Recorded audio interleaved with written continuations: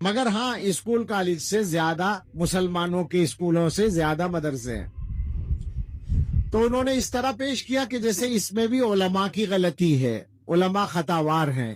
میں نے کہا کہ بھائی مدرسے والوں کو آپ ہر چیز کا ذمہ دار بنائیں گے پھر تو ٹھیک ہے.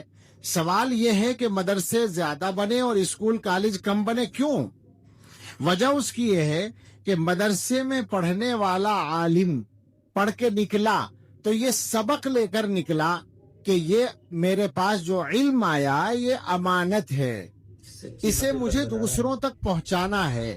ہر عالم کا یہ جذبہ ہوتا ہے کہ میری قوم میں 100 بچے یا 1000 بچے حافظ بن جائیں، 100 بچے عالم بن جائیں. یہ جذبہ لے کر وہ مدرسے سے نکلتا ہے، اس لیے مدرسے بن رہے ہیں. اور کالج اور اسکول اس لیے نہیں بن رہے ہیں کہ ایڈوکیٹ صاحب ڈگری لے کر آئے اور اپنی روزی روٹی کے علاوہ کسی کام کی انہوں نے فکر نہیں کی.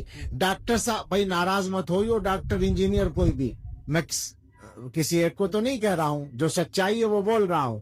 اور آپ ہی میں سے کچھ لوگ کر بھی لیتے ہیں.